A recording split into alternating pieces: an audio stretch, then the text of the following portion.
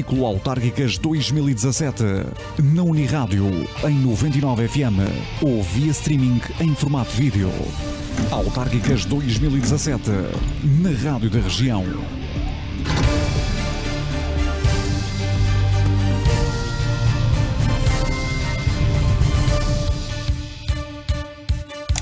Muito boa tarde, 18 horas 22 minutos. A Unirádio leva até si mais uma entrevista neste ciclo Autárquicas 2017 que iniciamos ontem. Até à próxima sexta-feira entrevistamos os candidatos ao município de Reguengos de Monsaraz.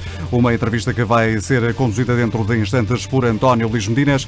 Antes queremos dizer-lhe que pode escutar através dos 99.0 FM da Unirádio, também através da internet em unirádio99.com, através da plataforma do MEO em 31700, é o canal que pode colocar então no seu comando, fazendo depois OK e ter acesso à emissão em direto, ou então também através da internet em uniradiotv.ligiadas.com. São os vários meios pelos quais pode ver e ouvir esta entrevista que vai ser então conduzida por António Luís Medinas. Hoje a nossa convidada é a doutora Elsa Bento, a candidata do Partido Social Democrata às autárquicas de 1 de outubro. António Luís Medinas, muito boa tarde. Olá, muito boa tarde. Boa tarde, João, toda a nossa equipe. Boa tarde ao nosso auditório. Cá estamos, como aliás disseste muito bem, para continuarmos este ciclo Autárquicas 2017. As mesas de voto vão abrir no próximo dia 1 de outubro, entre as 18 e as 19 horas, e aí nesse dia vamos todos ser chamados às urnas para pseudo-decidirmos os futuros da nossa região. Enquanto não legislarem o voto obrigatório, como aliás já acontece em alguns países, como por exemplo o Brasil, seremos livres de o fazer ou não. Quase 50% da população portuguesa deixa habitualmente que os outros 50% resolvam esta situação. De qualquer maneira, a chamada é geral para todos. São as 12ª eleições autárquicas que se realizam em Portugal. A Reguengos, nos últimos censos, de 2011, acrescento, tinha 10.828 habitantes, melhor. É sobretudo para este núcleo que nos dirigimos hoje e, mais uma vez, nas últimas eleições autárquicas estávamos em 2013 e votaram 4.524 cidadãos. Conta o histórico que o PSD, neste Conselho, tenha tido a sua melhor... aliás, conta o histórico, digo bem, que o PSD, neste Conselho, tenha tido a sua melhor votação, digo bem, em 2001, com 1.797 votos, foi a melhor votação até hoje, e a pior, no ano de 2013, as últimas eleições, com 447 votos. Votações muito incertas caracterizam as estatísticas que por cá as votações deste partido têm sido uma realidade, vá-se lá saber porquê. A Corajosa para este ano já está connosco, e por dar a cara o que não acontece com todos, ainda ontem tivemos aqui esse exemplo, está connosco. Antes de a conhecermos e muito sinteticamente, começamos por analisar alguns slogans da campanha. Doutora Elsa Bento, obrigado por estar aqui connosco, pela sua disponibilidade em estar aqui connosco. Antes de conhecermos, como dizia, gostaria que trocássemos algumas pequenas impressões sobre os seus slogans de campanha, nomeadamente a libertar amarras do passado. Assim, em breves palavras, que amarras é que está a falar?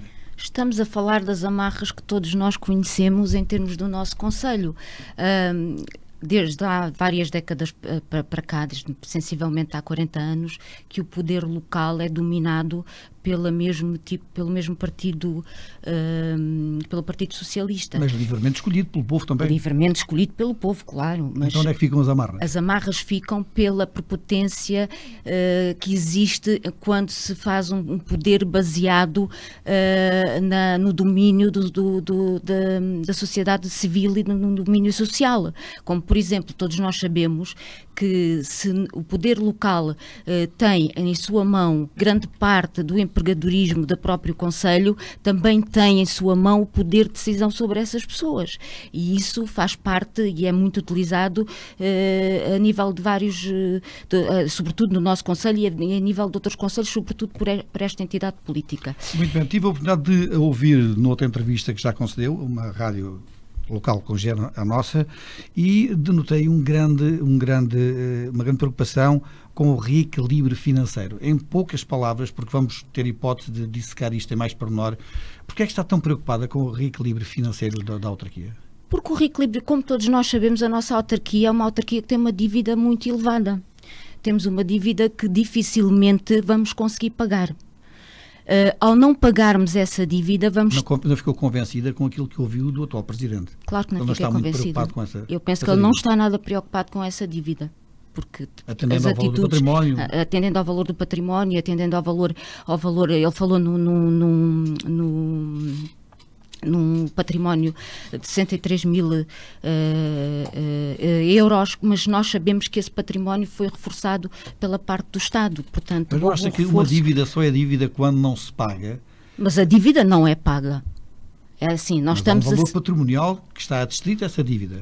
Sim, mas esse valor patrimonial não salvaguarda, mas não paga essa dívida. Nós temos encargos em relação a essa dívida e os encargos sobem cada vez mais, porque essa dívida continua a aumentar. Nós temos um valor excessivo de dívida acima do valor que nos é permitido, que não deveríamos já ter, e a dívida continua a aumentar e os encargos em relação a essa dívida, o valor patrimonial não nos paga esse tipo de encargos.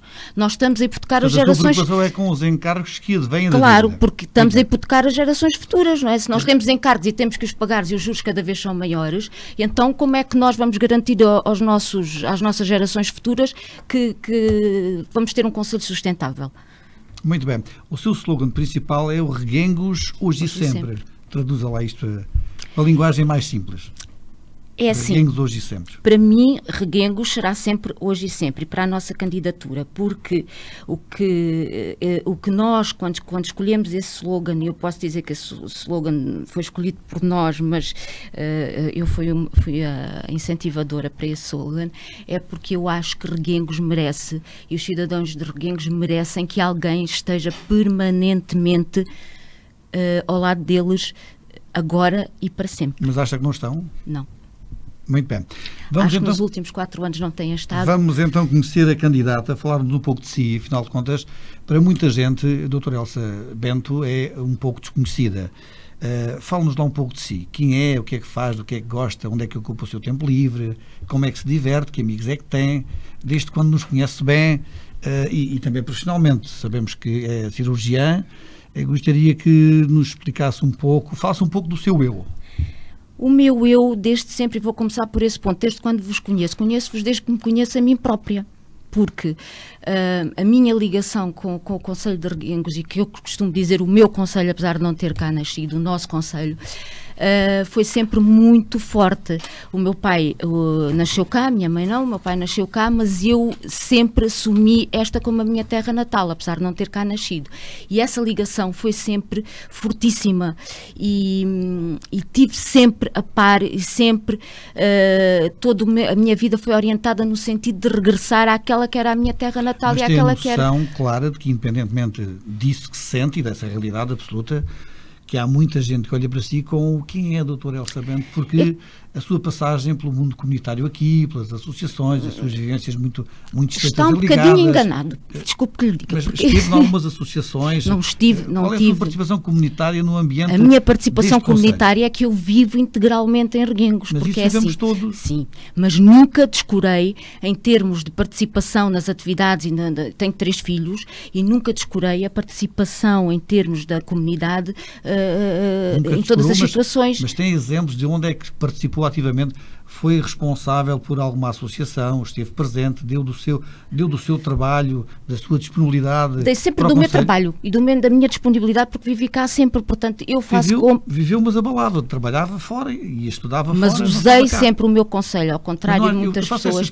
Eu percebo onde é que está a querer chegar. Não participei em nenhuma associação, nem nenhuma coisa. Pode ser pejorativo para si, que as pessoas podem achar que as pessoas só têm, as pessoas cá, mas nunca vi cá, nunca conheci cá. Não é assim, as pessoas só podem achar. Eu percebo e sei onde é que quero chegar.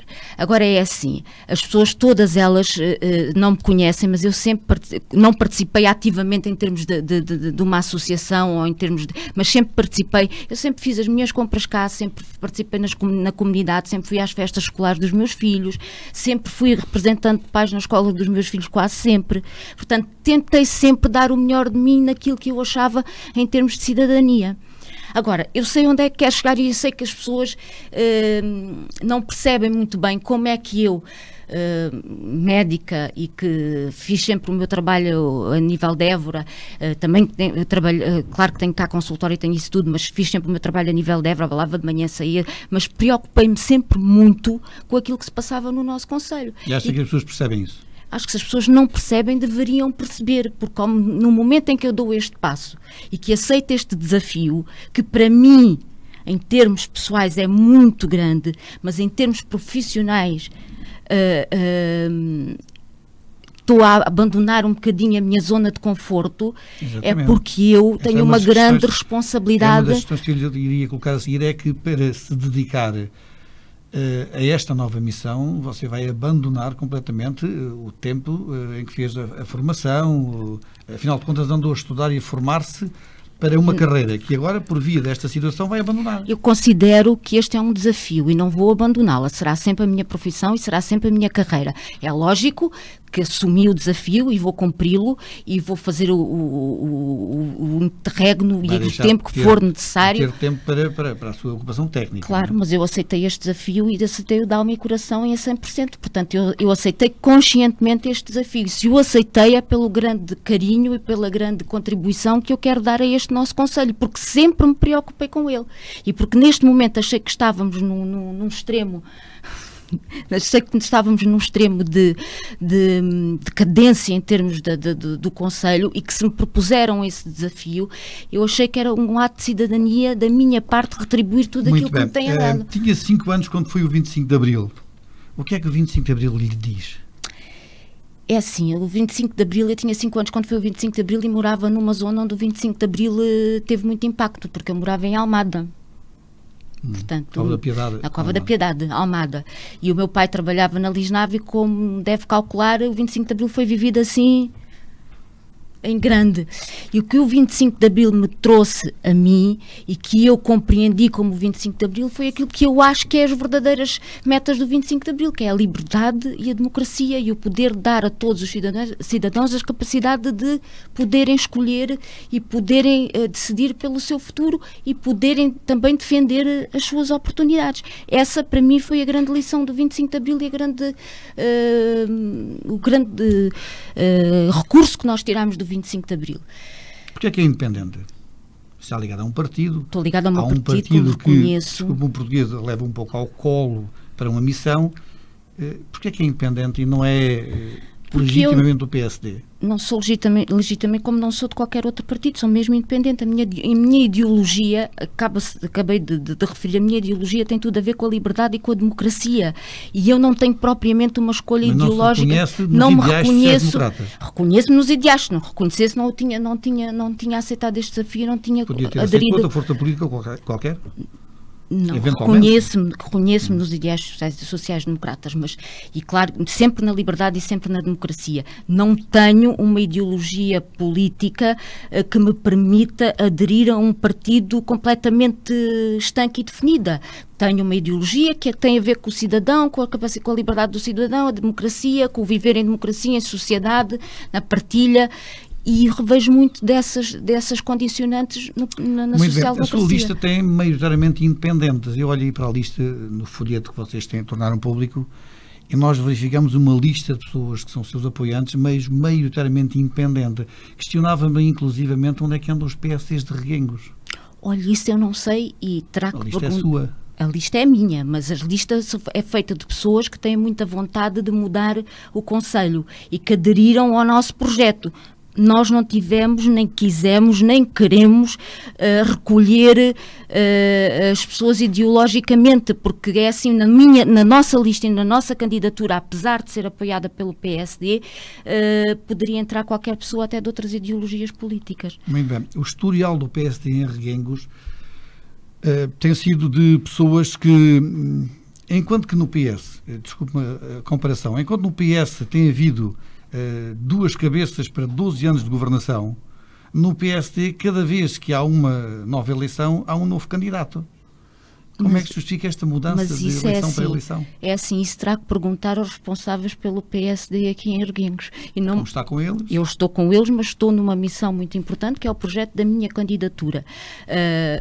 Escolheram-me, eu não procurei, fui escolhida, aceitei o desafio, as razões por que me escolheram e porque me propuseram esse desafio, eles saberão e espero estar à altura de as concretizar. Agora, do resto da história do partido e daquilo que se passa, a única coisa que eu posso dizer é que me identifico com o projeto e me identifico com a social-democracia, identifico-me com aquilo que eles acham ideologicamente que é o mais importante para o cidadão. Agora, da história do partido, eu não lhe posso dizer nada. Este ano denota-se o seu privilégio quando já teve aqui as mais altas figuras do partido, precisamente, a apoiá-la, um ex-primeiro-ministro, uma ex-ministra das Finanças, é gente de peso que, de facto, veio aqui dar-lhe uma mão para que, de facto, consiga aquilo que há muito tempo o PSD pretende em Arguinhos, que é, não só, naturalmente, fazer entrar gente na autarquia, como comandar a autarquia. Tem uma grande responsabilidade, eles apostam tudo muito em si. Reconhece essa responsabilidade enorme. Reconheço. Na tentativa do PSD conseguir, algum dia, desta vez, entrar no município de Reguengos. Eu reconheço, agradeço, mas só justifico de uma forma simples. Talvez porque reconheçam que eu estou aqui de boa vontade e pelo bem do cidadão e a querer cumprir uma missão a favor do cidadão e a favor do concelho. Estou aqui num espírito, não digo num espírito de missão, mas estou aqui num espírito de cidadania. E talvez por isso, e talvez porque não precisasse estar aqui, voltamos outra vez à minha zona de conforto, tenham acreditado que eu realmente vou dar o melhor e vou conseguir o melhor para o concelho. Porque eu não tenho ambição política, não tenho ambição de galgar os degraus da política, não tenho ambição de usar a política em meu favor, tenho ambição de usar... Há uma crítica indireta a alguém? Não. Assentará quem de direito se achar que estou a criticar. Doutora Elsa, vamos então avançar e digamos que isso foi um preâmbulo de conversa para tentarmos perceber as suas razões, tentarmos conhecê-la o mais possível, as suas origens, o que faz, porque é que se de facto lançou neste desafio. Vamos entrar no debate das temáticas do seu programa, que isto sim é verdadeiramente importante. Eu desafiava, eu tenho uma lista de coisas que lhe posso perguntar, mas uma vez que o programa é seu, quero deixá-la completamente à vontade para elencar, da forma que entender, os temas que sinta mais urgentes, mais importantes para o debate. Quero-me sugerir já um tema para debate que seja de veras importante para si? Para começarmos, de alguma forma, a falar sobre esse tema. É assim, o nosso objetivo... eu tenho aqui a lista. O nosso objetivo principal nesta candidatura, na realidade, é fazer ressurgir o concelho. E para o fazermos ressurgir, temos que dar novas oportunidades ao cidadão. E temos várias áreas em que nós podemos atuar e tentar devolver aquilo que se foi perdendo ao longo destes últimos anos, que é em termos da cultura, em termos da educação, em termos da saúde, em termos do desenvolvimento social. É isso mesmo, em termos... vamos começar por ser sintéticos naquilo que são as vossas propostas, porque o aspecto do diálogo que nos leva à diferença deve ser demarcado com, de facto, a alternativa, não é? Portanto, pegamos num tema, por exemplo, e se me permite, a educação. Eu estive a verificar o seu programa e ao nível da educação vocês têm algumas ideias. Pretendem melhorar a taxa de sucesso escolar, pretendem criar um observatório para a educação, uma estratégia municipal de educação. É capaz de nos falar um pouco sobre isto? O que é isto? O que é o observatório de educação? O que é melhorar a taxa de sucesso escolar? Qual é assim, em termos do observatório, em termos do observatório para a educação, é sobretudo assente numa base de dados em que irá ser levantados todos os problemas. É como se fosse um estudo de prevenção, diagnóstico e acompanhamento dos problemas que existem ao nível dos agrupamentos, das várias escolas do agrupamento e do desenvolvimento das crianças. Será sempre baseado numa criação dessa base de dados para depois poder ser tratada por uma equipa multidisciplinar que permita estar sempre em fiscalização de tudo aquilo que se passa nas escolas. Claro que isto agrupa vários técnicos, agrupa várias pessoas, desde professores, desde de psicólogos. No fundo, a equipa multidisciplinar vai trabalhar com base neste observatório Mas nós já chamando-lhe outros nomes, uma equipa multidisciplinar nas escolas, de psicólogos inclusivamente, que de alguma forma, quando necessário, já interagem com as situações do dia-a-dia necessárias? É sim, existe essas equipas multidisciplinares, mas essas equipas multidisciplinares são pouco abrangentes. Eu penso que tem uma necessidade de, para além de serem compostas por técnicos, serem compostas por pessoas da Associação dos Encarregados de Educação, de serem compostas por pais, de serem compostas até mesmo pelos próprios alunos, e há uma coisa que eu acho que é muito importante e que falta nessas equipas multidisciplinares, que é a fiscalização. Porque quem é que vai fiscalizar? Lá está, quem irá fiscalizar, os vereadores, claro que não. E o presidente. A equipa multidisciplinar é constituída sobretudo, nestes casos, pelos técnicos e por pessoas ligadas à autarquia. Então o que é que nós precisamos? Precisamos de pessoas da sociedade civil, portanto, que serão os pais, os encarregados de educação, os da Associação de Encarregados de Educação, os alunos, que possam contrabalançar e fiscalizar o trabalho dessas pessoas da autarquia. Mas há associações de estudantes, de pais... Mas tem que haver algo que as interligue. Tem que haver alguma coisa que as organize, porque nós não conseguimos fazer nada sozinhos, e existir por existir em polos separados e não convergentes, então nós não conseguimos fazer de sobressair o trabalho, nem conseguimos orientar o trabalho irregular. Portanto, por isso, é preciso esse observatório, onde vai ser constituído por uma base de dados, onde vai funcionar esta equipa multidisciplinar mais alargada, que é constituída por pessoas da sociedade civil e pessoas do poder local,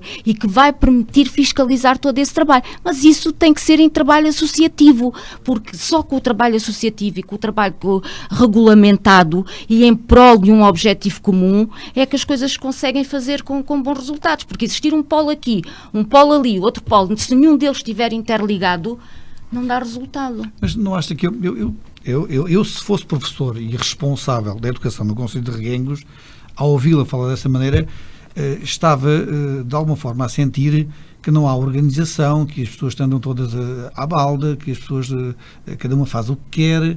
Dá uma sensação que, de alguma forma, acha que há uma desgovernação total na educação no Concelho. Eu não acho. E quem está a ouvir, que está centralizado nessas instituições, não sei o que é que poderão pensar, mas... Eu não acho que haja não vamos chegar ao limite de haver uma desgovernação total no Concelho, mas que temos muitos problemas.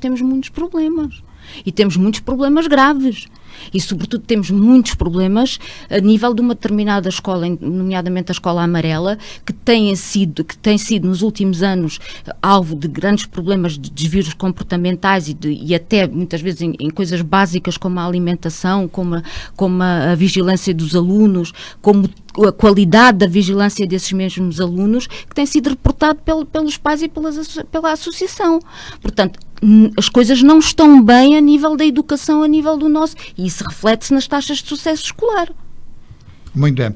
Fala também de transportes escolares. O que é que quer remodelar nos transportes escolares? O que nós pretendemos nos transportes escolares é realmente, através da rodoviária do Alentejo, conseguirmos finalmente adequar os horários dos transportes escolares das crianças que vêm de fora da sede do Concelho para a sede do Concelho, para chegarem a horas e não terem que andar a correr ou não terem que ficar na escola até ao final do dia, porque o autocarro chega mesmo na hora da saída da escola. Portanto, não há uma adequação correta entre os horários da rodoviária e os horários das escolas, o que é um problema muito grave para as crianças. Eu tive na última reunião de pais, às quais vou sempre. Portanto, eu faço sempre o meu papel. Pronto. Na última reunião de pais na Escola Azul, na Conde de Monsaraz do meu filho, e um dos problemas graves das crianças fora da sede do Conselho é sempre o mesmo, é pedirem aos professores que os alunos saiam um quarto de hora mais cedo ou 10 minutos mais cedo, senão perdem o autocarro e têm que esperar até cá ao final do dia. Eu acho que isto é um problema que facilmente se consegue resolver e dá uma qualidade de vida, tanto para os encarregados de educação como para as crianças. Uma coisa importante, uma medida importante, que essa sim era muito clara para, nomeadamente, os pais dos estudantes, e que já acontece em algumas autarquias do país, nomeadamente aqui perto, Barrancos, por exemplo, é a oferta dos livros, e parece que está neste momento a ser discutida já a nível governamental, era a oferta dos livros aos estudantes até ao 9º ano. Por exemplo, se o Governo não decretar nesse sentido, como aparentemente já se fala, acha que consegue, aqui pelos meios do município, o município suportar os custos dos livros dos estudantes deste concelho? É assim, já usual no mas as medidas usuais e que são positivas, nós devemos as usar também. O nosso problema aqui maior é que nós, nesta candidatura, assumimos o compromisso de que tudo aquilo que nós temos, não fazemos promessas, assumimos compromissos e têm que ser execuíveis. E como sabemos, temos uma situação financeira muito delicada e não assumimos esse compromisso. Agora, já lhe estou a perguntar se o vai assumir. Promete aqui que vai oferecer os livros até ao 9º ano? Não prometo e não o vou assumir porque não sei se o vou conseguir realizar. Portanto, se não o consigo realizar, era uma daquelas medidas interessantes como tantas as outras. Mas, ou seja, eu também sou. Por isso mesmo. Pronto. Agora, se calhar sabia muito bem ouvir, agora antes do dia do voto e antes do dia de ir lá fazer a cruzinha. Mas não está em condições de prometer isso. Muito bem. Dizer que vou prometer aquilo que eu não vou conseguir fazer. Universidade. Reguengos mereceria uma universidade? Reguengos tem uma universidade? É importante que Reguengos tenha uma universidade? Tem ou não tem? O que é que vai fazer no sentido de mobilizar, incentivar Reguengos nesse sentido? Reguengos Reguengos tem uma universidade, né? Tem a universidade aberta, um polo da universidade aberta. Tem sobretudo sinalética para a universidade. É suficiente para si? Para mim não é suficiente. O que é que vai fazer no sentido de desenvolver mais isso? Agora, o que nós podemos fazer, e temos uma proposta a nível de Monsaraz e que nós gostávamos muito e queremos muito ver realizada, é tentar, com a parceria da Universidade de Évora, com a colaboração da Universidade de Évora, colocar um polo universitário na área da botânica para desenvolvimento de investigação em Monsaraz. Monsaraz? Em Monsaraz. Portanto, fazer deslocar da sede do Conselho para Monsaraz. Porque aqui um dos nossos objetivos primordiais... E Monsaraz tem condições para isso? Tem condições para isso. Tem todas as condições. Naquilo que já existe? Naquilo que já existe, nas infraestruturas que já existem. Mas salas de aulas... Não é propriamente um espaço de... É como é assim, seria um espaço de aulas de investigação e práticas, portanto não seria um espaço de salas de aulas. Universidade via ensino. Via ensino, investigação e via ensino. Mas temos capacidades para isso. Temos capacidades perfeitamente via ensino, temos capacidades perfeitamente para montar nas infraestruturas que já temos um laboratório para via ensino e via investigação, que eram as duas áreas onde nós gostávamos muito, em termos da botânica e em Monsaraz. Muito bem. Ciclo de educação, penso que generalizámos aquilo que é o seu programa, com aquilo que são, de facto, as vossas ideias para este capítulo. Há uma coisa muito importante na educação que eu gostava de salientar. Diga. E que eu acho que era muito importante para nós, em termos de projeto futuro e projeto de aposta das nossas crianças, que era, eu sei que nós não fomos contemplados com a extensão do programa curricular, gostaria muito e gostava muito de fazer essa pressão para virmos a ter essa extensão do programa curricular, para podermos regionalizar um bocadinho as atividades pós-escolares das nossas crianças. Gostava muito que a escola e a sociedade e as empresas se ligassem e pudessem incentivar as nossas crianças a desenvolver o gosto por aquilo tudo, pelo nosso concelho e pelo regionalismo do nosso concelho e, sobretudo, podermos atuar e melhorar em termos de cidadania e empreendedorismo. Acho que eram duas áreas importantíssimas que nós tínhamos que dar às nossas nossas crianças. E esse é um ponto importante do nosso projeto também e que eu gostava muito de ver realizado. Acho que era fundamental para fixarmos as nossas crianças e os nossos jovens ao nosso concelho, era dar-lhes o gosto do nosso concelho. Muito bem. O desemprego é algo que a preocupa? Claro. As taxas de desemprego preocupa-me muito. Conhece-as? Sei que a taxa de desemprego no nosso concelho é elevada, mas e sei que não se tem feito nada para aumentar o... E o que é que vai fazer? Temos que incentivar as empresas a instalarem-se no nosso concelho, temos que incentivar o comércio local, temos que incentivar os jovens. Mas como é que vai fazer isso? Porque é que não foi feito ainda? Acha que é fácil? É que isto vamos incentivar, isto vamos fazer, qualquer um pode dizer. Agora, é assim, há duas questões aqui que eu acho que são fundamentais. Eu não posso responder porque é que ainda não foi feito. Isso terão que responder os responsáveis. Responder como é que vai fazer. Agora, posso responder como é que vou fazer e posso lhe dizer que há aqui 2 fatores essenciais. Um é a vontade de o querer fazer. Isso terão todos, certamente. Não sei se será bem assim. E duvido muito que seja assim. Outra é realmente as necessidades o investimento e a vontade que se tem que fazer para que isso venha a acontecer. Agora, no primeiro ponto, em termos de vontade política, para que haja um investimento em termos de criação de empregos e criação de empresas, isto vai de encontro àquilo que nós tínhamos começado por falar no início da nossa entrevista, que é, se nós criamos muito emprego e se nós estimulamos o empreendedorismo privado, então nós vamos ter empregos, vamos ter jovens que vão estar empregados, vamos ter famílias empregadas que não vão depender do poder local e que nós não vamos conseguir controlar.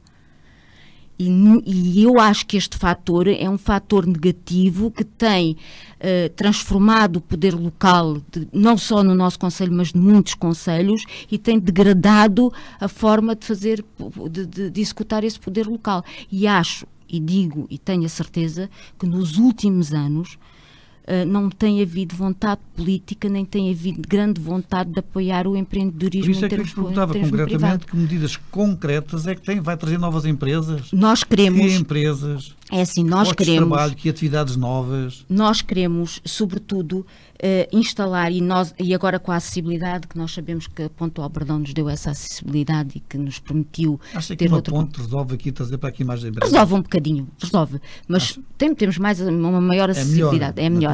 Agora, o que nós temos... Para as empresas. O que nós temos de grande projeto para a zona industrial, a criação de um parque de negócios. Como é que vai funcionar? Esse parque de negócios tem como intuito, existe já em vários, também não é novidade nenhuma, já existe ao longo do nosso país e sobretudo vai funcionar com o incentivo camarário, o incentivo da autarquia vai ser a doação do terreno com a ajuda para as infraestruturas e depois tudo o resto vai ser feito em parcerias com empresas que neste momento, as empresas de coworking, as empresas das startups que podem ajudar-nos a montar esse parque de negócios e a trazer novos investidores e novos empresários, porque se nós tivermos um parque de negócios bem montado, com infraestruturas, como agora se faz atualmente, em que até o próprio espaço é alugado, vai acabar por ser uma verdadeira incubadora de empresas. Se nós estamos aqui perto da nossa vizinha Espanha, aqui na área do Alentejo não temos nenhum, temos um a nível de Alcobaça e Lisboa e depois temos um a nível do Algarve. Se calhar nós poderíamos dominar toda esta área, ser benéficos para o nosso concelho e benéficos para os concelhos limítrofes. E tanto perto de Espanha, com uma boa acessibilidade, podendo fornecer as infraestruturas necessárias e a criação de um verdadeiro laboratório de empresas, chamando esses investidores, chamando jovens, que encontrem aqui um local onde eles possam fixar e possam dar, ampliar e dar vazão aos seus negócios e aos seus empreendedorismo, também podemos facilitar. Depois podemos facilitar com uma reestruturação a nível do nosso parque industrial. Realmente... Sem querer insistir muito, porque lhe estou a dar espaço para delinear as suas ideias, mas sem querer insistir muito nesse tema e para o finalizar, a realidade da zona industrial de Reguengos é que, ao que parece, todos os terrenos estão vendidos.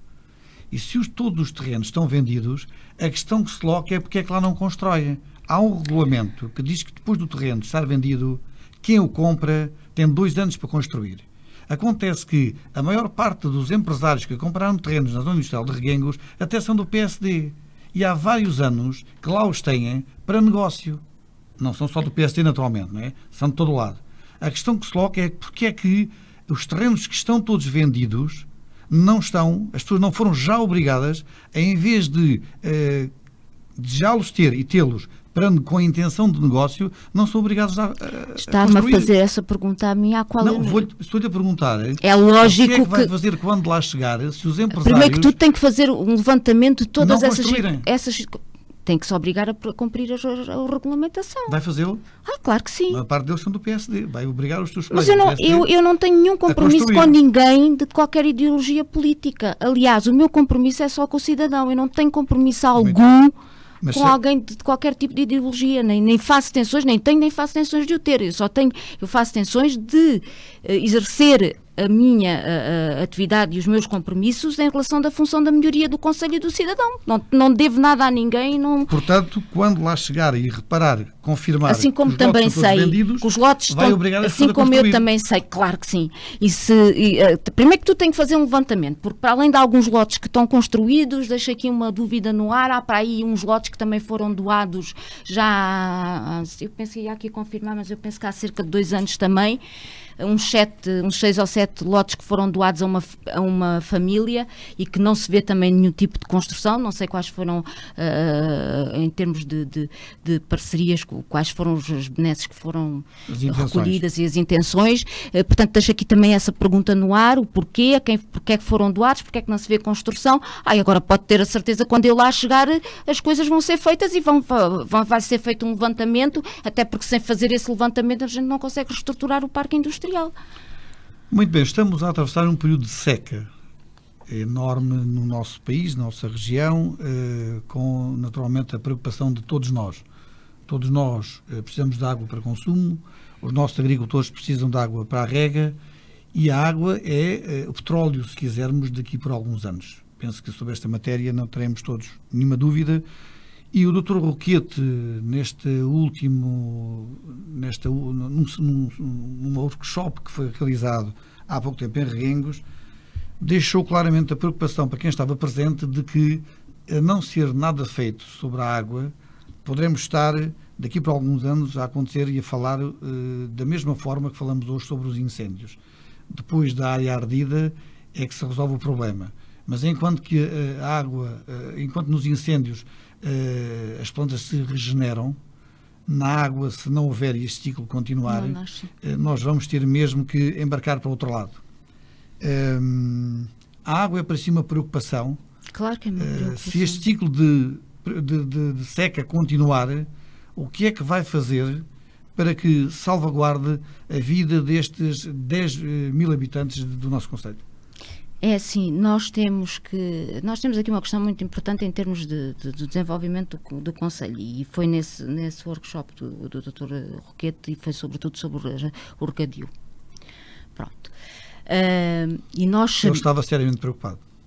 Eu também estaria, assim como estou seriamente preocupado. E se nós não fizermos um pedido urgente e não insistirmos num reordenamento do território, também ficarei certamente preocupada, porque temos água aqui à nossa porta e não a conseguimos utilizar, não a conseguimos fazer chegar aos empresários. E então o que é que está a pensar conceber no sentido de resolver esse problema? A nossa grande preocupação, e porque temos um obstáculo para que na nossa parte do nosso concelho, em partes da nossa freguesia, nomeadamente ali em São Marcos e no Campinho, que temos um obstáculo em relação à distribuição da água, um obstáculo colocado ecológico.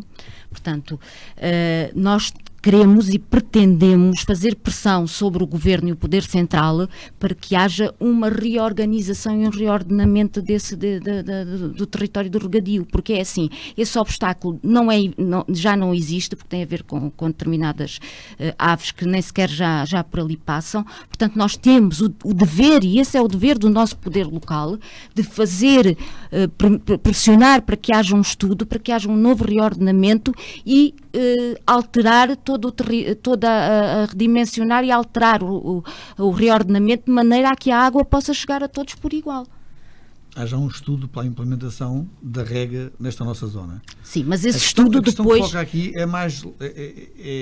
é de uma dimensão maior, porque já, ao que parece, e tanto quanto o Ministro aqui deixou, há um projeto já comunitário que está só à espera de financiamento para poder resolver o problema. Mas o problema que se coloca aqui é um problema maior ainda. É quando a Alqueva não tiver água. Quando a Alqueva não tiver água, temos que reestruturar e temos que ver como é que nós vamos reaproveitar as nossas águas. Mas é só quando não tiver? Não, tem que ser agora. Então que medidas são para ser tomadas agora, antes que, de facto, arda tudo como nos incêndios? Temos que fazer um plano ambiental de reabilitação das águas residuais. Isso é importantíssimo. Fala no seu programa. Como é que está a pensar fazer isso? Aproveitamento das águas residuais. Nós temos uma equipa a fazer esse estudo na parte ambiental, temos que fazer um levantamento, temos um projeto preparado em termos da parte ambiental, mas é sobretudo baseado na recolha das águas residuais, portanto, através da transformação dessas próprias águas. Portanto, temos de ter que colocar novas hectares, fazer novos investimentos. Não sabemos se os vamos conseguir fazer, mas vamos tentar fazer. Muito bem. Um outro ponto que deixa expresso no seu programa com alguma preocupação é a ação social. E nesta matéria pretende fazer um recenseamento social digital. Imagino eu que seja tentar perceber quantas pessoas vivem, em que circunstâncias, aonde, no concelho. Esse levantamento não está já feito?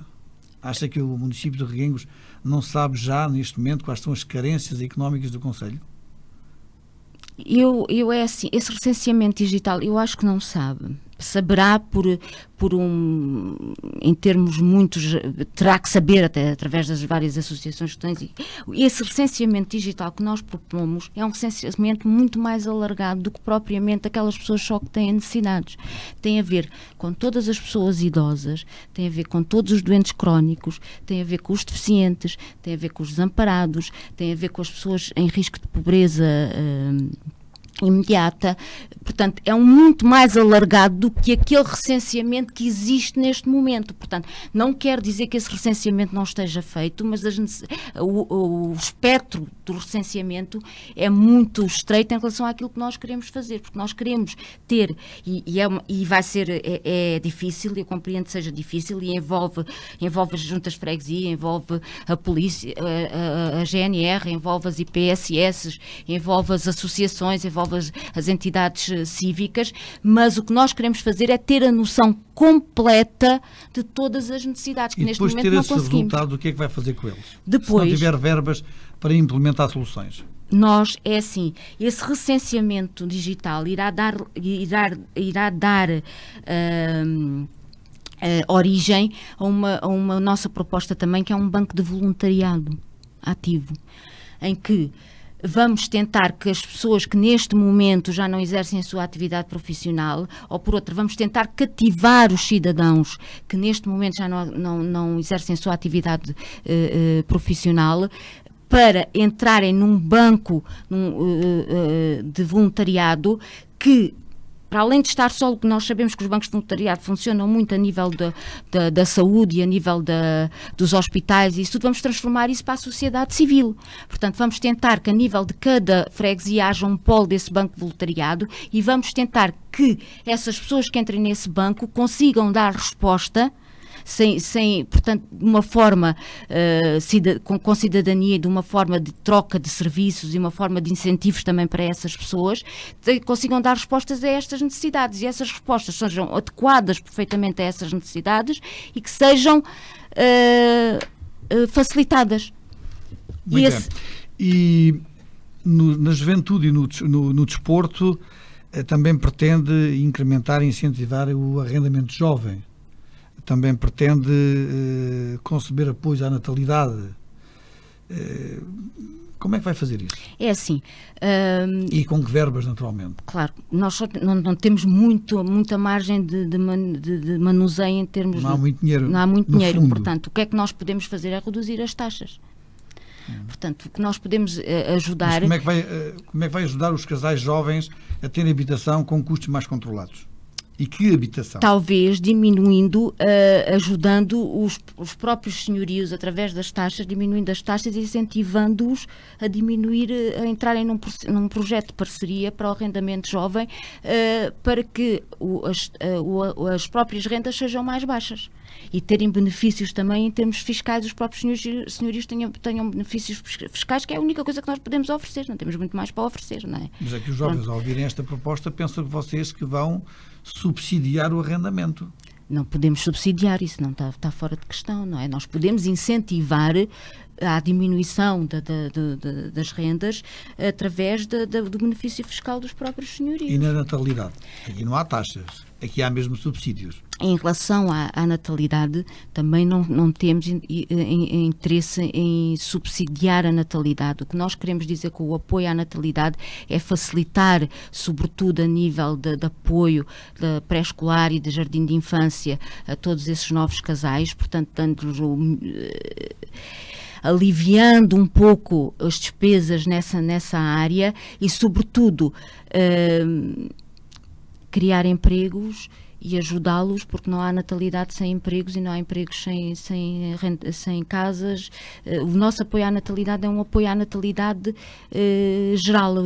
Só conseguimos ter crianças se as famílias se sentirem bem. Então a maneira das famílias se sentirem bem é criarmos empregos, é o arrendamento jovem, eles terem uma casa, depois facilitá-los, não é subsidiá-los, é facilitá-los após o nascimento dessas crianças para poderem trabalhar. Mas estamos aqui a falar em cheque de nascimento. Não. Que acontece? Acontece. Em muitas câmaras deste país. Mas eu pessoalmente, e esta é uma opinião muito pessoal minha, eu não concordo com o cheque de nascimento, porque é assim... Mas não acha que esta medida do apoio à natalidade indicia que as pessoas pensam que vamos passar a ter um cheque se... Eu não disse isso.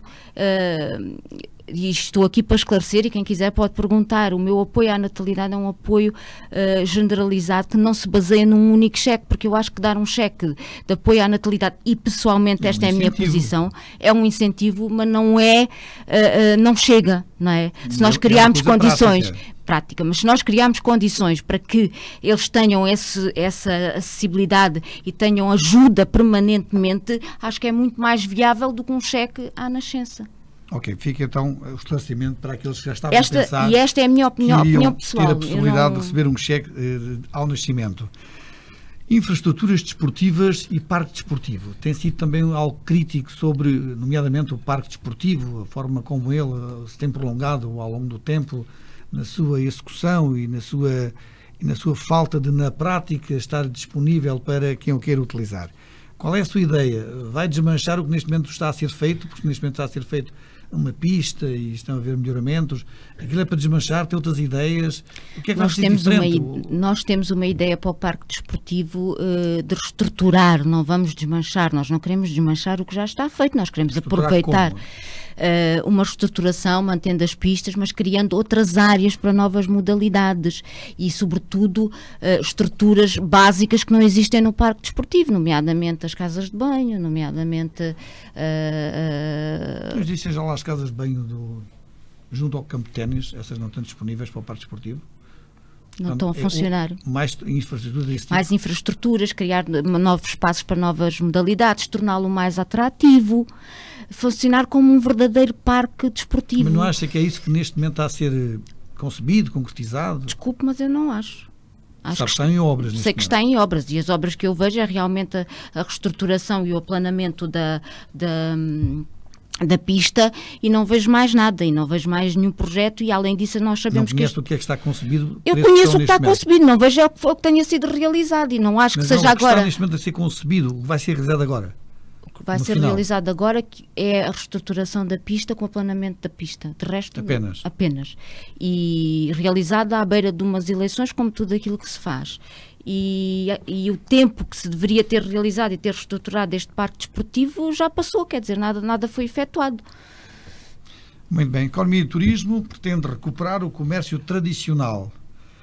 Ora, recuperar o comércio tradicional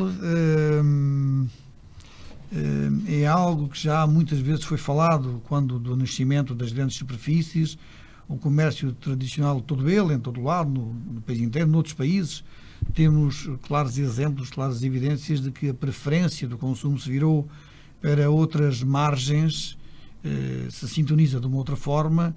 Como é que se recupera o comércio tradicional? O que ainda existe, porque algum já foi, não é? Claro, e tem desaparecido. Que medidas concretas de apoio é que está a pensar em implementar junto desses comerciantes? É assim, eu acho e tenho a certeza, porque tudo passa por aí, que é essencial para reativarmos o nosso comércio, constituir aquilo que ainda não foi feito há muitos anos a nível dos nossos comerciantes, que é criar uma verdadeira associação de comerciantes, para que possa haver uma regulamentação e um programa verdadeiro de organização a nível dos nossos comerciantes. Começa tudo por aí. Por outro lado, também temos que incentivar esses próprios comerciantes, dando-lhes aquilo que lhes permita ter pessoas na rua que possam ir ao comércio e possam comprar e ter, por exemplo, quando nós dizemos que queremos as festas de volta à cidade e queremos atividades de rua e queremos os centros populacionais revitalizados, estamos a pensar nos comerciantes também, não só nas pessoas. Está a falar em proximidade. Estamos a falar na proximidade, porque é assim, se nós tivermos as nossas festas, se nós tivermos as atividades a nível dos centros populacionais, então de certeza que o comércio tradicional só terá a ganhar com isso. Depois poderemos ter também incentivos dentro dos nossos parques de recursos da Câmara, aos próprios comerciantes, como por exemplo em termos das esplanadas e dos preços das taxas das esplanadas, que poderemos facilitar. Por outro lado, também podemos promover uma reestruturação do horário de abertura do nosso comércio, que eu acho que era... que isso tudo já terá sido pensado, discutido inclusivamente nas reuniões existentes entre os comerciantes sobreviventes? Há inclusivamente uma associação de comerciantes? Não acha que isso já foi tudo... Há uma associação de comerciantes. Não há uma associação de comerciantes em Reguengos. Desculpe, não há uma associação de comerciantes em Reguengos. E eu deixo outra pergunta no ar, que é... Agora, faça uma pergunta. Acha que o nosso poder local... Eu sei que não sou eu que estou aqui, mas acha que o nosso poder local tem sido amigo dos comerciantes? Ou tem investido nos comerciantes? Você tem que responder, não sou eu. Então eu respondo. Eu não acho que tenha sido, até porque eu acho que tem havido, sobretudo, uma data de... Acho que alguns comerciantes, por inerência do afastamento, da tipologia de aquisições que mudou, que foi isso que, de alguma forma, acabou com eles. Não. No mercado municipal, por exemplo, quem é que vai ao mercado comprar os espinafres e as laranjas e o peixe, ou vai ali a uma grande superfície? Na prática, no dia a dia. Onde é que é mais prático? Na prática vou a uma grande superfície, mas mas os meus pais, por exemplo, vão ao mercado. Mas estão ali os agricultores. É? Pronto, eu sei, eu percebo isso e acho que é isso. Agora, faz parte do poder local incentivar essa ida ao mercado. E eu acho que, por exemplo, um dos grandes erros deste último do nosso governo, agora deste último governo, foi a reestruturação do mercado municipal, da maneira como foi feito. Acho que acabou com o mercado. Foram gastas ali verbas, são públicas, eu desconheço, mas foram gastas ali centenas de milhares de euros para a recuperação. Acho que só gastaram aquilo por gastar, não foi pensado. Quem lá trabalha? O mercado municipal deve ser pensado como uma reestruturação aberta e dirigida à população. E o que aconteceu foi que se fechou o mercado municipal, não existe atividades no mercado municipal, não se promove o mercado municipal e acaba por... Quer dizer, as pessoas que vão ao mercado municipal são as mesmas pessoas que já iam há várias décadas atrás, não é? Que já têm aquele hábito. Como é que vai dar volta a isso? Como é que a doutora Elsa, que é uma consumidora, que é uma compradora, passa a ir comprar ao mercado? Se houver atividades, por exemplo, e se o mercado me for apelativo em termos Está novo, inaugurado. Mas as lojas estão fechadas. Têm bancas com frutos frescos. Mas as lojas estão fechadas. As lojas estão fechadas. Portanto, as lojas são despidas. Não há atividade. As pessoas do próprio mercado municipal e os próprios comerciantes que lá têm as suas lojas queixam-se de terem sido se terem sido deitados ali um bocadinho com esta nova reestruturação, acabam por não ter ali nada que os apoie e que incentive as pessoas a irem para lá. O mercado está fechado, nós temos que tornar aquele mercado aberto, temos que tornar aquele mercado atrativo, temos que fazer atividades diárias, temos que levar para lá os jovens, temos que levar para lá as crianças, temos que fazer uma programação e uma reestruturação que incentive as pessoas lá a irem, porque se eu tivesse um incentivo para lá ir em termos de novas oportunidades de lojas, de outras situações. Agora, ir a um mercado em que a maior parte das lojas estão fechadas e que o mercado é um bocadinho triste, não tem grande atividade, realmente estão aos agricultores, é lá que nós devemos ir, mas não nos dá a resposta que nós pretendemos. Muito bem. Património e cultura. Fala no seu programa numa programação cultural anual e bienal. Que ideias é que estão por trás dessa concepção? É assim, eu acho que nós, em termos da nossa programação anual e bienal, tem muito a ver com a implementação e a amplificação de festivais que nos possam trazer mais pessoas ao nosso concelho. Festivais?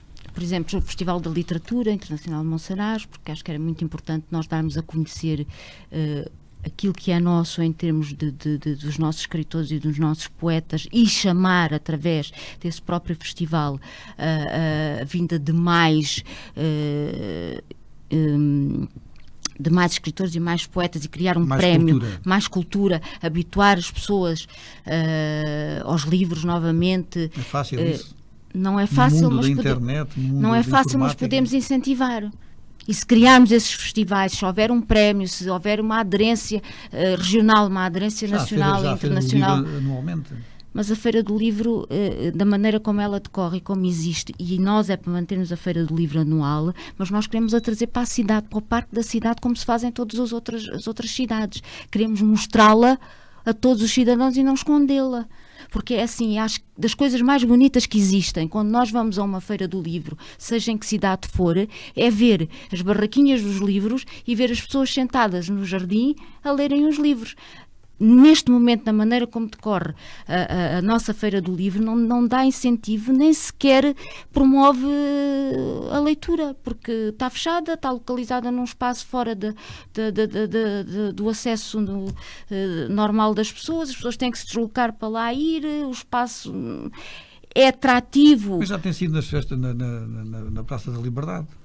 Quando era na Praça da Liberdade, quando era na Praça, não, para o parque mesmo, para o Parque da Cidade. O Parque da Cidade, portanto, sim, o Parque Verde da Cidade. O Parque Verde da Cidade, porque eu acho que é aí que se deve realizar, é aí que as pessoas devem sentar a ler, é aí que é o espaço adequado para a Feira do Livro. Quando era realizada na Praça da Liberdade, eu até ia à Feira do Livro com o maior dos gostos. E não vai lá acima porquê? Tem onde estacionar? E vou lá acima, mas não me é agradável, não me estimula, não me incentiva, está fechada e não podemos pensar também só em nós temos que pensar em todos os cidadãos, não podemos pensar só em alguns. E as festas de Santo António também vêm para a praça, essa ideia mantém-se. Claro, e acho que há condições logísticas de carros a descarregarem os palcos, claro, encerrar a cidade durante uma semana no seu interior por causa de umas festas. Acha que há condições logísticas para que as festas voltem ao centro da cidade? Claro que existem condições logísticas, claro, como se fazem em qualquer outras cidades. Nós podemos perfeitamente, e temos uma via circular à volta de Reguengos que nos permite manter a circulação, e podemos fechar uma determinada via para haver um palco nessa via para a realização das festas. As festas localizadas ali a nível do nosso parque, da nossa cidade, e as ruas, as festas distribuídas pelas ruas e onde o povo está. É aí que nós queremos as festas. E é perfeitamente... Mas como é que acha que vai ser o feedback das pessoas em relação a essa... Como é que as pessoas vão reagir a voltarem novamente com as festas para a cidade? Acho que as pessoas vão ficar muito contentes, porque as festas são do povo e as festas são do cidadão, e as festas devem estar onde estão os cidadãos, e só a alegria de ver as nossas ruas e as nossas praças como antigamente nós as víamos, e antigamente também não se fechavam as ruas para se fazer as festas da cidade. As marchas decorriam, os carros passavam, Portanto, tudo se organizava, Muito não é? bem. Portanto, eu acho que só essa alegria vale a pena, porque nós não podemos pensar só em determinadas pessoas, temos que pensar em todos por igual e revitalizar a nossa cidade e as nossas ruas e dar vida. A Associação de Comércio, os comerciantes, de certeza queriam ter um maior lucro nessa altura. Biblioteca itinerante, isso tem custos, viaturas, empregabilidade? Qual é a ideia? Claro que tem custos, mas se calhar tem custos, mas é perfeitamente viável e através de uma boa gestão de recursos, se calhar conseguimos dirigir uma determinada verba para fazermos deslocar uma carrinha de livros, uma biblioteca numa carrinha de livros a todos os aglomerados populacionais, sobretudo àqueles em que são mais distantes. Fazer isso de uma forma rotativa, consciente e programada, de certeza que vai incentivar as crianças nesses aglomerados a voltarem a ler e, sobretudo, vai-lhes dar uma grande oportunidade de aprenderem o que é cidadania e o que é leitura. Quando fala em eventos e em festivais que pretendo para cá trazer, ultimamente, extremamente internacional, tem sido badalada a nossa capital dos vinhos. Que ideia que tem? O que é que acha deste conceito? É para aproveitar? O que é que lhe diz assim a capital dos vinhos? A Reguengos, capital dos vinhos? É assim, Reguengos, deixa-me só... Molhar a boca, que a conversa já vai longa. Aliás, nós temos que nos ir aproximando do final. Temos que a capital dos vinhos, ao contrário, a capital dos vinhos, ao contrário daquilo que possam imaginar e que me possam até achar que nós, como candidatura ou como não concordamos com a capital dos vinhos, não é verdade. Eu até acho que Reguengos, capital do vinho, como imagem, foi muito importante para nós, posterior, sem dúvida, e foi muito bem realizado e muito bem concebido. Agora, em termos de resultado final e feedback para o nosso concelho, é que eu acho que foi nulo. A capital dos vinhos só serviu para empoleirar ou para fazer galgar ou para dar protagonismo a determinadas pessoas e interesses. Agora, em termos de resultado final, para nós, cidadãos do nosso concelho, não nos trouxe vantagem alguma. Portanto, é para extinguir. Não é para extinguir, é para reaproveitar. Porque não se extingue o que nos dá expansão.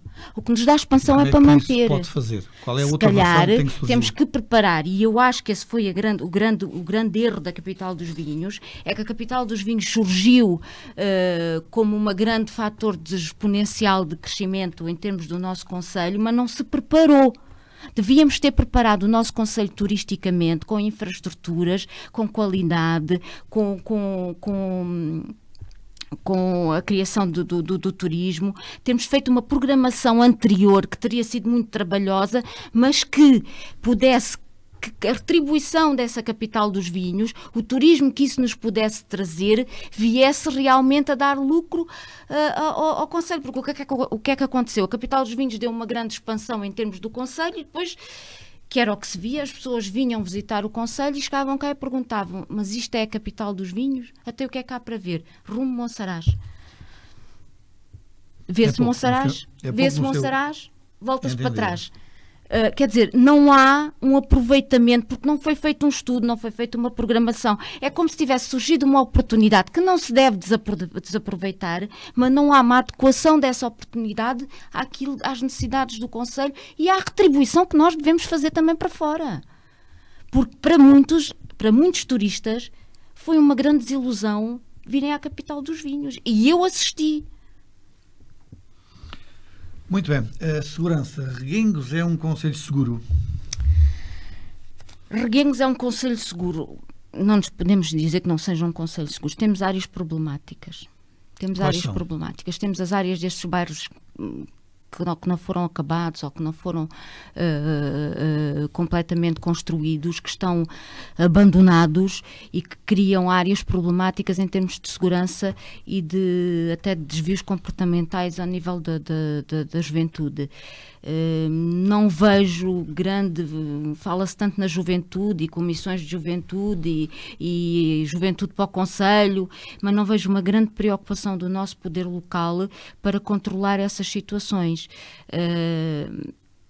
precisávamos que fossem levantadas todas essas áreas onde nós sabemos que se passam lá coisas que são graves e nomeadamente situações que podem ser muito problemáticas para os nossos jovens e que conduzem a desvios de comportamento, e que não se faz nada para alterar essas situações. Não se faz nada.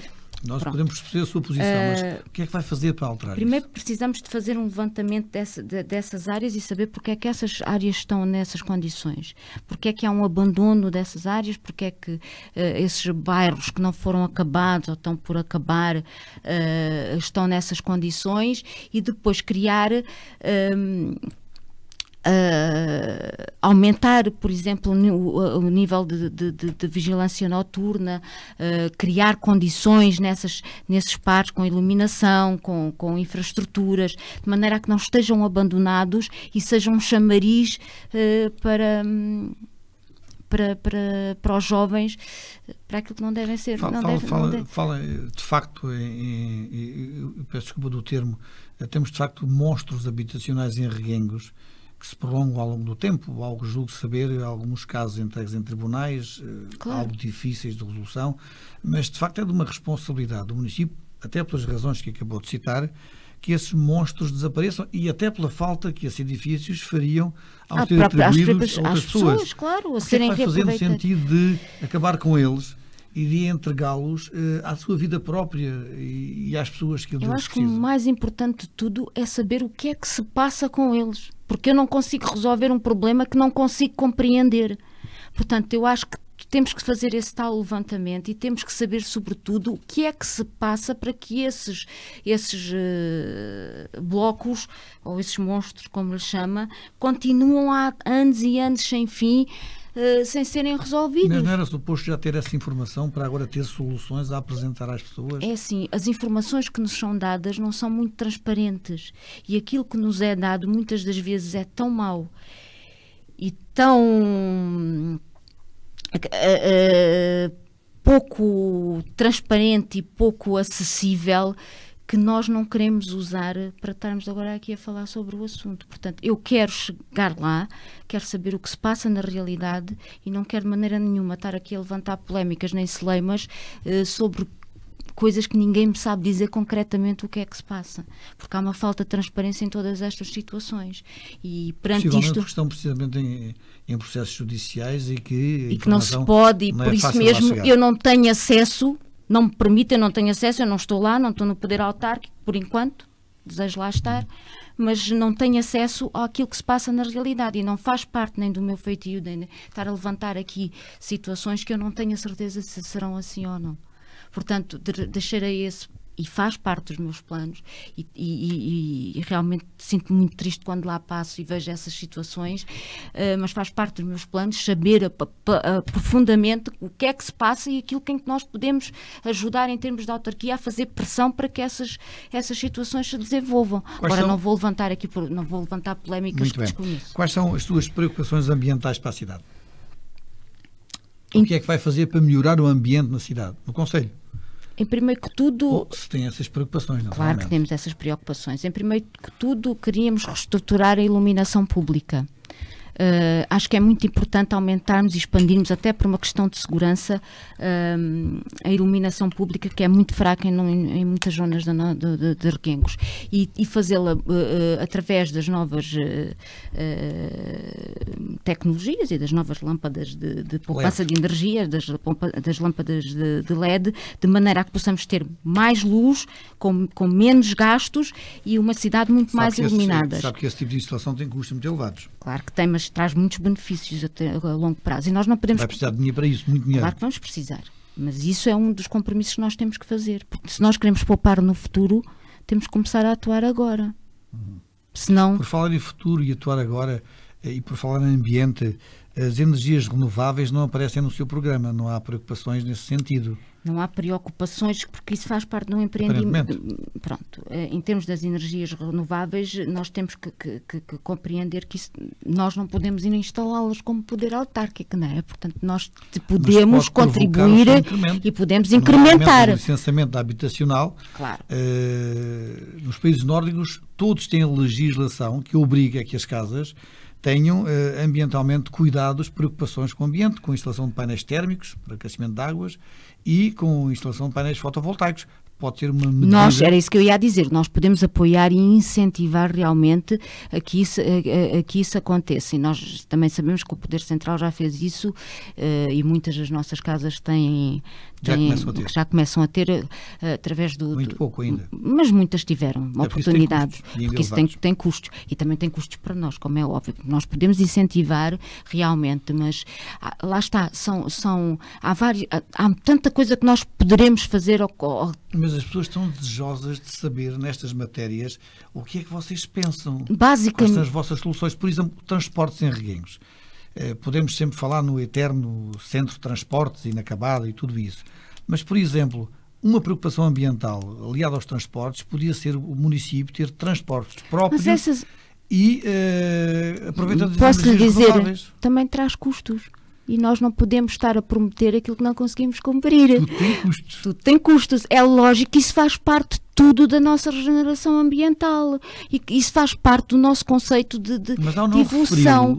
Dá-nos a sensação que não há essas preocupações. As nossas preocupações neste momento e aquilo que nós assumimos a nível do nosso projeto são situações que nós realmente achamos que vamos conseguir fazer e cumprir neste momento. Não nos alargamos em termos de outro tipo de... Há tanta coisa que nós podíamos fazer, tanta coisa que estava ao nosso alcance. E que as pessoas estão desejosas de ouvir falar. Mas as falar. pessoas estão desejosas, mas e eu gostaria muito de estar aqui a prometer tudo isso, mas eu não vou prometer nada daquilo que não vou conseguir cumprir. Se não promete, se não se compromete, como é que as pessoas depois vão optar por si? As pessoas têm que olhar, ler, analisar e ver o que nós temos aqui no nosso projeto. E o que nós temos aqui no nosso projeto... São imensas propostas, mas todas muito latas, muito pouco concreto. E o que é que já foi cumprido? O que é que já foi prometido nas legislaturas? O que é que já foi prometido pelo nosso poder local em todas as candidaturas e nunca foi cumprido? Eu acho que as pessoas estão um bocadinho cansadas disso. Acho que vocês andaram todos na mesma escola. Os vossos programas a minha escola foi a Universidade Nova de Lisboa. Na escola da retórica, das promessas, enfim, não, nós não prometemos. Abstratas. Nós não prometemos. E as pessoas querem hoje coisas concretas. E nós não prometemos, nós temos compromissos. As pessoas são conhecedoras dos nossos compromissos. Esses nossos compromissos são para garantir. Não vou prometer, não vou assumir compromissos, não prometo nada. Agora, as pessoas, todos nós queremos ouvir que os nossos filhos vão ter livros escolares grátis até ao 9º ano, que vão ter uma piscina de ondas aqui em Reguengos, que vão ter mais e aquecida de inverno, que vamos ter, como dizia alguém... também do nosso poder local, que estamos a fazer promessas de termos um parque aeronáutico aqui no nosso concelho, que não foi nada disso que foi dito. Todas as pessoas gostariam de ter isso. Todas as pessoas gostavam de dizer, olha, vamos ter aqui... Eu não vou prometer nada disso. Eu vou prometer aquilo que eu acho que está ao meu alcance, porque eu não vou comprar votos. Eu vou fundamentalmente entregar-me e desafiar as pessoas para confiarem em mim. E as pessoas só podem confiar em mim se eu for correta, transparente e lúcida com as pessoas. Senão, daqui a 4 anos, as pessoas estão-me a perguntar, então, e aquilo que prometeu e não fez? Olha o centro de transportes. Quantas promessas já foram feitas? Quantas promessas já foram feitas pelo centro de transportes? Todos os anos o centro de transportes vem à baila. Todos os anos não, todas as eleições, o centro de transportes, mas nada foi feito. As obras não são feitas. Ou também não compromete? É assim, claro que nós vamos fazer o estudo e gostávamos muito, não me vou comprometer porque também tem custos, como é óbvio. Aliás, agora é urgente e nós queremos fazer isso em termos de projeto, reestruturar e termos um centro de transportes que no fundo é uma porta de entrada na nossa casa que está completamente degradada e que não tem condições para as pessoas. Podemos tudo presenciar isso. O que as pessoas agora querem saber é mas nós temos o que é que vai abaixo e como é que vai remodelar tudo aquilo. Iremos remodelar. Que novos transportes, que tipicidade de transportes, que frequência de transportes, que infraestrutura. Mas isso é tudo um estudo rodoviário que nós temos no nosso programa, que vamos fazer um estudo rodoviário. Ainda vão fazer. Sabem que o que está mal. Sabemos o que está mal. Vamos fazer o estudo rodoviário. Claro, nós não conseguimos fazer tudo antes, nem temos acesso a tudo, porque o nosso grande problema é que nós também não temos acesso a tudo, não é? Nós estamos do lado de cá, nós não estamos lá, nem estivemos lá. pessoas podem Mas exigir. as ideias não se vão buscar ao lado nenhum. As ideias somos nós que concebemos, mas para as fazermos primeiro temos que ter as ideias, depois temos que fazer o estudo, e depois temos que as projetar, e depois temos que as realizar. Esses passos todos são fundamentais. Neste momento, nós estamos nessa situação. Muito bem. Traz apoio do exterior para lhe darem umas dicas. Daí estes são estranhos de vez em quando. Doutora Elsa, uma última questão antes de colocar os microfones à disposição, porque o nosso tempo de facto já lá vai. Está a ser fantástico falar consigo. A sua preocupação é de facto as finanças. Diga-nos se ganhar esta eleição vai pagar na íntegra a dívida da Câmara. É a sua preocupação de tal forma que quer deixar isto limpo do seu ponto de vista, daqui por 4 anos? Esse é o meu grande objetivo. Daqui por 4 anos a Câmara de Reguengos não vai dever nada a ninguém. É assim, não posso prometer que não vá dever nada a ninguém. Eu tenho um objetivo, tenho a minha preocupação. E sabe que eu sou médica. E na medicina... E na financeira. Sim, não é isso que eu queria dizer. Eu sou médica e vejo as coisas... como vejo na medicina, nada é 100% certo nem 100% seguro. Portanto, eu não posso comprometer que ao final de 4 anos tenho tudo pago. Agora posso prometer que me vou esforçar ao máximo para reequilibrar a dívida financeira e que vou tentar ao máximo que nós consigamos ter mais receitas para podermos pagar essa própria dívida e estruturá-la, analisar os recursos, fazer uma auditoria interna, fazer auditorias externas, ver o que é que está mal, onde é que nós podemos ir buscar dinheiro, onde é que nós podemos recorrer, como é que nós podemos reestruturar os recursos que temos, como é que nós podemos aumentar a receita para que essa dívida seja paga, porque enquanto essa dívida não for paga e nós continuarmos a estar sob o domínio do PAEL e a continuarmos a aumentar os nossos créditos, então nós não temos um conselho sustentável e não temos um conselho seguro para os nossos filhos nem para os nossos netos. Fica a sua preocupação. Portanto, não garanto. Mas esse é que é o problema. Não garanto, mas eu não posso garantir. Eu não garanto daqui a 4 anos. Agora, a minha preocupação eu garanto. Mas precisamos de soluções. E claro, e estou-lhe a dar as soluções. Eu vou... É não garantir. Não é não garantir. É o meu empenho é que está aqui a confundir um bocadinho as coisas. É então, assim, porque o garantir é dizer 100% seguro que eu daqui a 4 anos tenho a dívida paga. Eu não posso garantir isso porque nada é certo daqui a 100 anos. Daqui a 4 anos. Agora, o que eu posso garantir é o meu empenho, que é muito mais do que aquilo que foi feito estes anos atrás. Mas qualquer autarca, até eu se fosse candidato, teria o mesmo empenho em pagar a dívida. Mas os autarcas que lá estão não têm tido esse empenho, porque a dívida... Se calhar nem estarão preocupados com ela. Ora, pois, aliás, tudo bem. Já denotaram isso precisamente. Ponto, né? Se calhar aí chegou ao ponto estrutural. Eu preocupo-me com a dívida, preocupo-me em deixar... Daí eu perguntar se vai pagá-la. E vou tentá-la pagar. Agora, dizer-me se pago daqui a 4 anos estar aqui outra vez a perguntar-me se eu paguei a dívida toda... Vou perguntar, pagou a dívida ou não pagou a dívida? Eu já lhe disse que nós assumimos compromisso e eu comprometo-me já percebemos. A estruturar a dívida. Do que é que não falámos que acha que ainda devemos falar nesta reta final? Que seja importante para si, que esteja no seu programa. Sinta-se à vontade para... Já deambulámos por vários assuntos. Já deambulámos por tudo, mas o que eu acho que é muito importante e que eu acho que... Uma coisa que nós não falámos, por exemplo, a nível de turismo, que eu acho que é importante. É assim, o nosso programa, e em termos de turismo para o Concelho, nós temos um grande alargamento na parte do turismo. Eu vejo o turismo no Concelho de Reguengos de Monsaraz como um turismo de pouca permanência. É um turismo em que só temos basicamente para oferecer Monsaraz, a freguesia de Monsaraz. E nós queremos alargar esse turismo, queremos que todas, e este é um conceito básico. Como é que vai fazer isso? Mais uma vez a questão, não é? Portanto, o que é que nós queremos Monsaraz fazer? Procurar. Numa manhã, numa tarde? Eu visito Monsaraz num dia. Num dia? Sim, almoço, fico, pronto, okay, e até lá está a visita feita. Pronto, então, agora, o que nós queremos para o Concelho, então vamos ter mais tempo. vamos ter que ir buscar aquilo que nós também temos de muito bom, que não é só Monsaraz, que não é só a paisagem de Monsaraz, e temos muitas coisas boas nas outras freguesias, e ao mesmo tempo vamos incentivar o desenvolvimento dessas freguesias. E temos em cada uma das nossas freguesias várias potencialidades que podemos desenvolver. Por exemplo, a nível do campo e do campinho, da União de Freguesias, nós temos ali um espaço ideal para um novo tipo de turismo que está agora muito em voga, que é o turismo ecológico. Esse turismo ecológico, através de parcerias e através da nossa procura com os promotores, nós temos o espaço ideal para termos turismo eco-resorts, para termos um turismo assente em desportos náuticos, até centros de estágios para desportos. Está a falar de investimentos.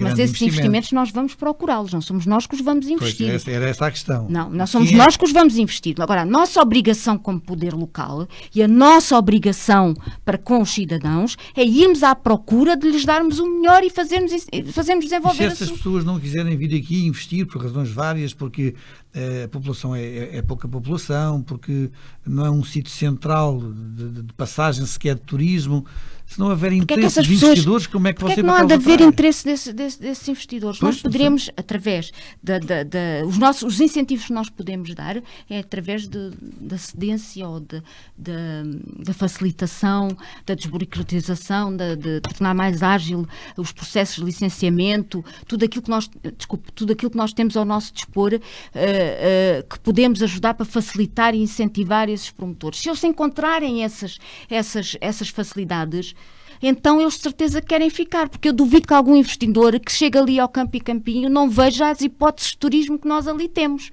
Agora é assim, se no nosso concelho, para pedir uma licença para instalar seja aquilo que for, demorarmos não sei quanto tempo, e se for mais fácil noutro tipo de concelho essa instalação, é lógico que os promotores vão embora. Lembra-se, para essa zona, nomeadamente, estavam previstos grandes projetos, até megalómanos projetos, com investimentos comunitários que depois acabaram por não ir em frente, porque não há dinheiro. Portanto, os investimentos comunitários também não são... Portanto, não é fácil atrair para aqui investidores com dinheiro disponível para isso. Não é fácil, mas se não houver vontade política e se nós não formos à procura e se não ajudarmos, que é esse o nosso papel fundamental, que é ajudá-los a fazer isso, é ajudá-los a ficarem instalados, então assim nunca conseguimos sair da mesma situação. Portanto, a nossa grande... vantagem e a nossa grande atuação será mesmo nesse aspecto. E eu duvido que não haja empresários que não queiram aproveitar aquilo que a gente tem melhor no campo e no campinho. Fica a dica para estas populações. Doutora Elsa, muito obrigado por ter vindo. Foi um prazer tê-la aqui. Foi de facto uma conversa muito interessante. As conclusões ficam para quem nos está a ouvir e a ver lá em casa. Naturalmente, temos agora neste momento um auditório bem mais expressivo, no conforto do seu lar, com o vídeo depois de rever tudo quanto aqui foi dito e falado muito calmamente. E, portanto, ficamos por aqui. Obrigado. Quanto a nós, voltamos amanhã com a candidatura da CDU, da doutora Elina Lobo. Obrigado por nos ter acompanhado na rádio e na TV. Obrigado à equipa de realização que esteve connosco, ao Luís Giadas, ao João Ferreira, ao Pedro Medinas, ao Rui Lucena, ao Paulo Marcão, ao Carlos Medinas. Sem vocês o brilho, de facto, desta emissão ficaria com menos lustro, e nós voltamos amanhã com outra convidada, como disse, às 18h15. Até lá. Tudo bem?